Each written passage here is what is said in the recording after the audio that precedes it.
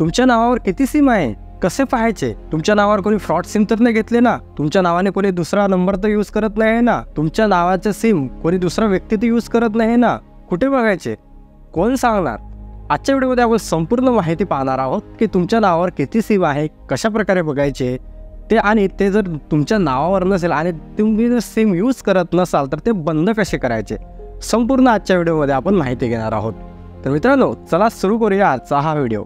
तर व्हिडिओमध्ये पुढे जाण्याच्या अगोदर जर माझ्या चॅनलवरती नवीन असाल तर खाली सबस्क्राईब बटन दिलेले आहे, त्यावर प्रेस करा आणि सोबतच बेल आयकॉनला देखील प्रेस करा, जेणेकरून अशाच प्रकारचे नवनवीन व्हिडिओज मी तुमच्यापर्यंत पोहोचवत राहील.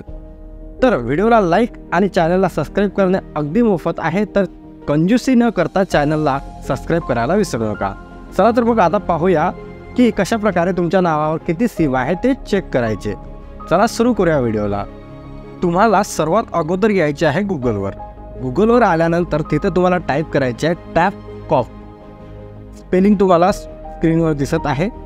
त्यानंतर एक वेबसाईट जी आहे ती ओपन होईल. तिथे पहिल्या नंबरचे ऑप्शन तुम्हाला दिसणार आहे tapcop.sancharbharati.com.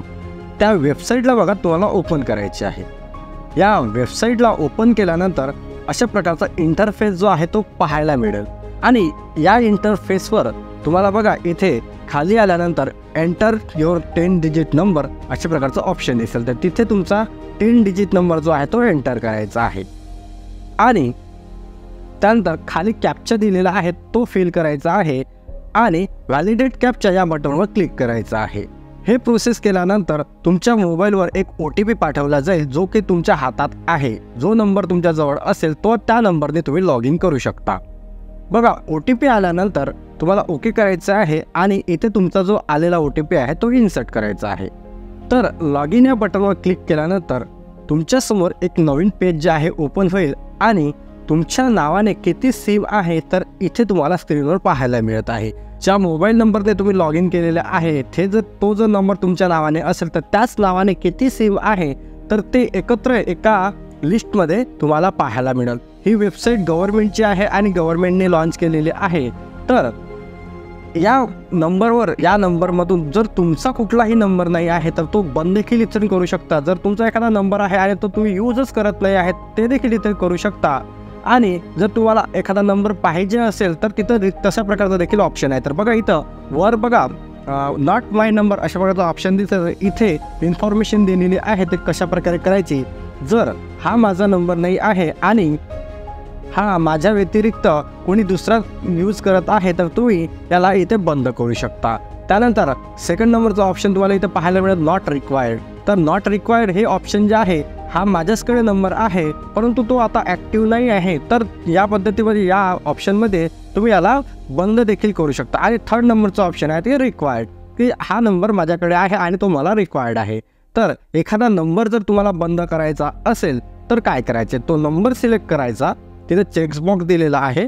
त्यानंतर नॉट माय नंबर जर तुम्हाला बंद करायचा असेल तर हा नंबर तुमच्याकडे नाहीच आहे आणि हा नंबर बंद करायचा असेल तर नॉट माय नंबर अशा प्रकारचं ऑप्शन तुम्हाला दिसेल. तर तिथे नॉट माय नंबरवर क्लिक करून तुम्ही इथे रिपोर्ट करू शकता. त्यानंतर तुम्हाला परत एकदा विचार आर यू शुअर, तर तुम्हाला तिथे ओके करायचं आहे.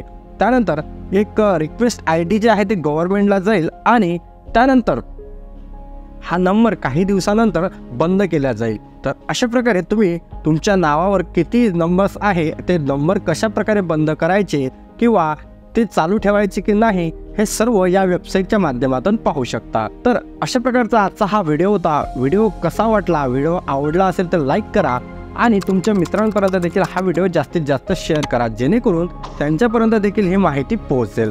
तर अशाच नवनवीन व्हिडिओ मिळवण्याकरता चॅनलला अजून देखील सबस्क्राईब केलं नसेल तर सबस्क्राईब करायला विसरू नका. चला तर भेटूया एका नवीन व्हिडिओमध्ये.